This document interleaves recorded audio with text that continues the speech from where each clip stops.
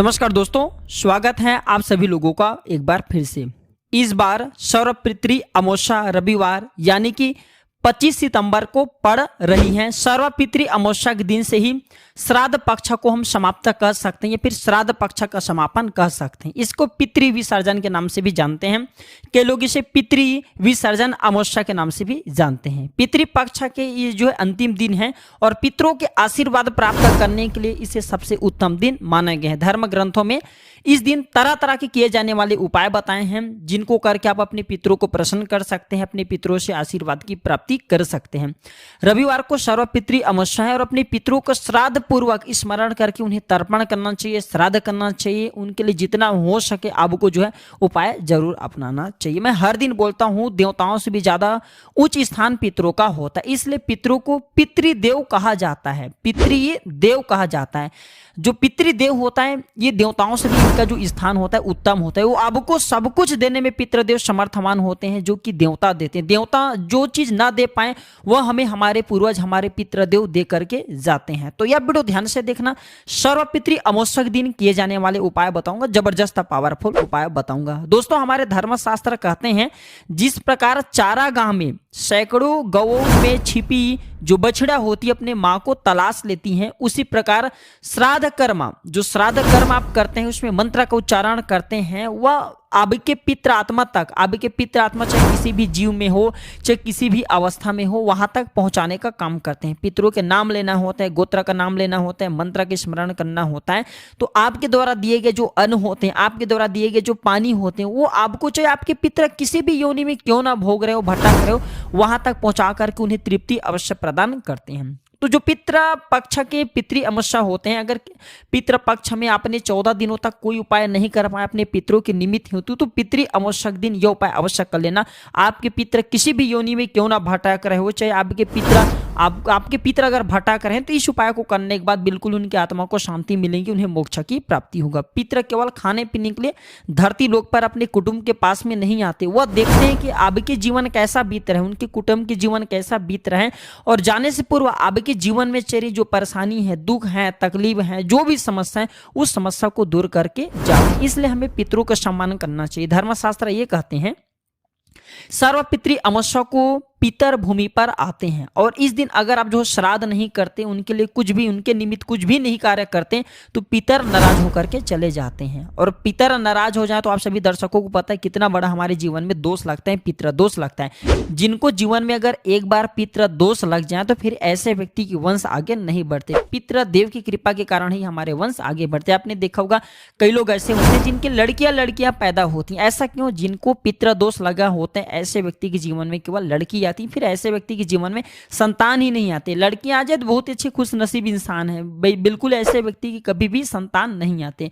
तो आपको श्राद्ध पक्ष आप जो 14 दिनों तक पितरों के निमित्त है तो कुछ नहीं कर पाए, तो पितृ अमावस्या के दिन ये उपाय अवश्य कर लेना। वीडियो में आगे बढ़ने से पहले, जानकारी बताने से पहले आप सभी दर्शकों से निवेदन करना चाहूंगा, अगर आप इस प्रकार के जानकारी में इंटरेस्ट रखते हैं, आप चाहते हैं कि इस प्रकार के प्राचीन ज्ञान की अच्छे जानकारी आपको भी प्राप्त हो, तो चैनल को सब्सक्राइब कर हमारे साथ जुड़ सकते हैं। अगर आपके मन में कोई डाउट है, कोई आपके मन में सवाल गूंज रही हैं, तो आप कमेंट करके बिल्कुल ही हमसे पूछें। हमारे द्वारा, हमारे टीम के द्वारा ऑनलाइन आने पर आपकी मदद की जाएगी। और मैं हर दिन बोलता हूं कि प्राचीन ज्ञान एक यूट्यूब चैनल ही नहीं बल्कि एक छोटा सा परिवार है जिसमें आप और मैं सभी सदस्य जुड़े हुए हैं। मैं चाहता हूं आप मेरे वीडियो को देख रहे हैं, आप मेरे व्यूअर्स नहीं, मेरे परिवार की हिस्से। मैं चाहता हूं मेरे परिवार के साथ जुड़े जितने भी लोग हों सभी को अच्छे जानकारी हो, प्राप्त हो, उनके मन में कोई डाउट ही न रहे, उनके मन में कोई क्वेश्चन ही न रहे। जो भी पूछते मैं सबकी वीडियो बना करके जानकारी साझा करता हूं। ध्यान से सुनिए, यदि आप जो है दान करने में समर्थवान नहीं, सक्षम नहीं, आपने 14 दिनों तक अपने पितरों के निमित्त हेतु जो है समय के चलते, समय के अभाव में या किसी कारणवश चलते जो है कुछ भी उपाय नहीं कर पाए हैं, तो पितृ अमावस्या के दिन 4 उपाय बताऊंगा। चारों उपाय में से एक उपाय अवश्य आपको करना है मित्रों, आपके पितरों की आत्मा को शांति मिलेंगी। और जाने से पूर्व जो पितृदेव हैं आपके घर से दुख तकलीफ जीवन में चेहरे परेशानी को दूर करके जाएंगे। आप देखना पूरे जिंदगी में आपको कभी भी फिर दोबारा, चाहे आपके 7 जन्म ही क्यों ना हो जाए, आपको पितृदोष कभी भी नहीं नहीं लगेंगे। एक काम करना, तांबे के लोटे में आपको जल भर करके रख लेना है, तांबे के आपको लोटे लेना है, तांबे के लोटे में आपको जल भर करके रख लेना है और भगवत गीता के 7वें अध्याय का आपको पाठ करना है और एक मैं मंत्र बता रहा हूँ, इस मंत्र का जाप करना है। सर्वप्रथम आपको मैं जो वीडियो में जानकारी बता रहा हूँ इसको किसी पेन कॉपी में नोट करके रखे, बाद में जानकारी काम आती है। मंत्र बता रहा हूँ, मंत्र है ओम नमो भगवते वासुदेवाय, ओम ह्रीम श्रीम क्लीम स्वधा देव्ये स्वाहा। जो ये स्वधा देवी हैं ये हमारे पितरों तक जो आप जो भी चीज तर्पण करते हैं वो पहुंचाने का काम करते हैं।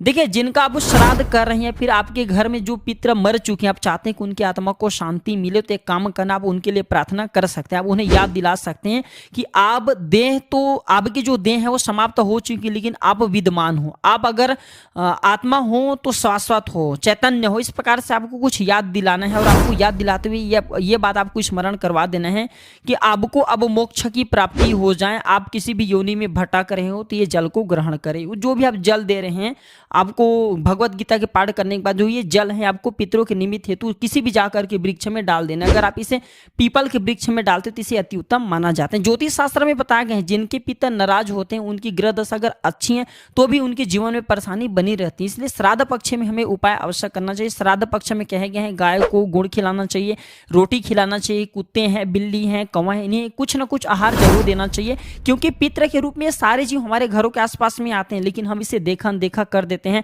जानबूझ करके भी इनके लिए कुछ नहीं करना चाहते। चलिए मैं आप लोगों को दूसरा उपाय बता रहा हूँ। ये दूसरा उपाय से आपके पितरों की आत्मा को काफी शांति मिलेंगी। आपको करना है क्या है, जो कुश नाम के पौधा कहे गए हैं पितृ पक्ष में, जो कुश के आपने कुश के बना हुआ जो जड़ रहते हैं, आप उन्हें अपने पितरों को पानी देते, वही मैं कुश की बात कर रहा हूँ। तो कुश के जड़ में आपको जाना, ध्यान से सुनिए, ये उपाय पितृ पक्ष के किसी भी टाइम में कर सकते हैं, बस रात होने से पहले आपको ये उपाय करना है।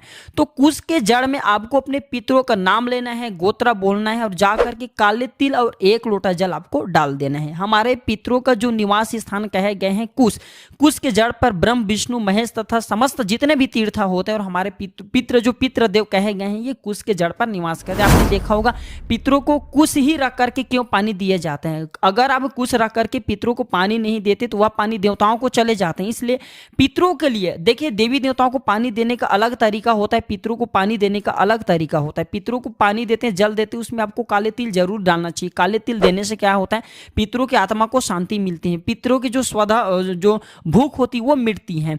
और कुश रख करके अगर आप पानी देते हैं तभी वह पितरों तक पहुंचते हैं। तो कुश के जड़ में आपको पितृ अमावस्या के दिन थोड़ा सा आपको बिल्कुल ही काले तिल और 1 लोटा जल जरूर डाल देना। आपने 14 दिनों तक कोई उपाय नहीं कर पाए, कोई बात नहीं, इस दिन उपाय अवश्य कर लेना, आपके पितृ काफी प्रसन्न होंगे। जाते समय, जाने से पूर्व आपके जीवन में चले परेशानी दूर करके जाएंगे। आपके जीवन में जो भी परेशानी, पितृ दोष लगो, काल सर्प दोष लगो, जीवन में आपकी प्रगति नहीं हो पा रहे, सारे समस्या को समाप्त करते हुए जाएंगे। तीसरा उपाय बता रहा हूं जो कि ये उपाय अवश्य करना चाहिए। त्रिवेणी वृक्ष कहे जाते हैं हमारे हिंदू धर्म में।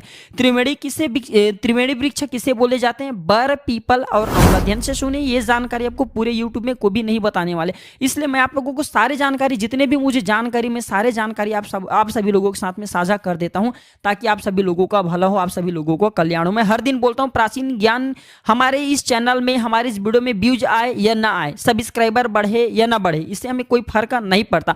अगर हमारे वीडियो को देख करके किसी एक भी व्यक्ति का भला होता है, किसी भी एक भी जीवात्मा का भला होता है, तो हम अपने आप को सौभाग्यशाली समझते हैं, हम अपने आप को कृतार्थ समझते हैं। और हम धार्मिक जो जीवन शैली बचपन से अपना रहे हैं, हम धार्मिक जो रीति रिवाज है, परंपराएं हैं, जो धार्मिक इंसान हम एक प्रकार के बोल सकते हैं। काफी लंबे समय से हम हिंदू धर्म से जुड़े हुए हैं, अपने प्राचीन जो संस्कृति हैं, जो रिवाज हैं, सबसे काफी लंबे समय से जुड़े हुए हैं। तो आप अगर चाहते हैं आपको प्राचीन ज्ञान की अच्छी जानकारी प्राप्त होते रहे, इस प्रकार के धर्म से रिलेटेड जो जानकारी है आपको प्राप्त होते रहे, तो चैनल को सब्सक्राइब कर हमारे साथ जुड़ सकते हैं, हमारे मनोबल बढ़ा सकते हैं।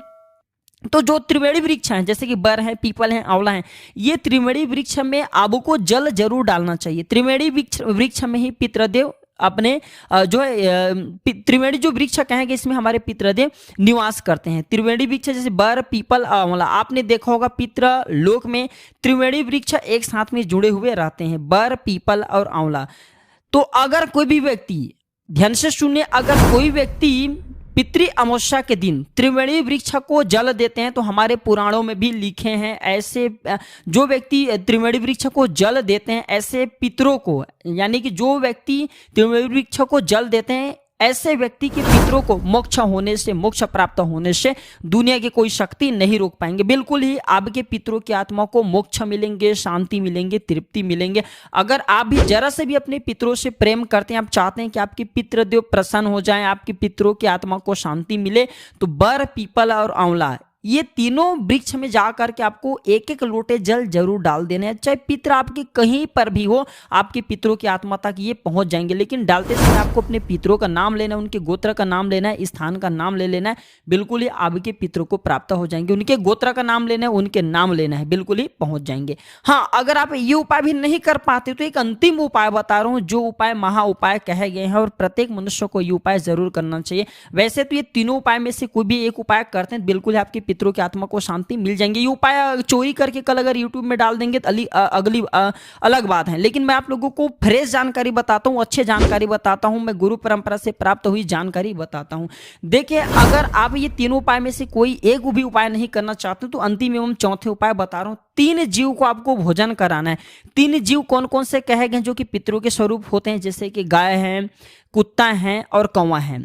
ये तीनों में से आपको किसी एक को बिल्कुल ही ग्रास कराना है, खिलाना है। अब चाहते तो तीनों को खिला सकते हैं, गाय है, कुत्ता है, कौवा है, ये तीनों को कुछ ना कुछ खाने के लिए पितृ अमावस्या दिन जरूर दीजिए। अगर ये खाते हैं तो आपके पितरों तक जो भी चीज खिलाएंगे वो आपके पितरों तक पहुंचेंगे। वैसे गाय हैं, कुत्ते हैं, कौवे हैं, चींटी हैं, गिलहरी हैं, इसे ग्रास देने का हमारे हिंदू धर्म में एक प्रकार के कहे गए तरीका कहे गए हैं। इसे देने से हमारे पितरों तक जो भी चीज खिलाते हैं वह पहुंच जाते हैं। अगर आप इन्हें भी नहीं देना चाहते तो 3 ब्राह्मण पितृ अमावस्या दिन अपने घर में जरूर बुला लेना और 3 ब्राह्मण को भोजन जरूर कराना। मित्रों, ये अंतिम उपाय है। आपके पितृ चाहे दुनिया के किसी भी हिस्से में, किसी भी योनि में भटक रहे हो, या फिर अगर उन्हें जो भी उनकी आत्मा को शांति चाहिए, तृप्ति चाहिए, तो अगर आप केवल 3 ब्राह्मण को भोजन करा देते हैं सर्व पितृ अमावस्या दिन, तो उनके आत्मा को शांति मिल जाते हैं। और इस लोक से जाने से पूर्व, अर्थात आपके घर से जाने से पूर्व, क्योंकि हमारे घर में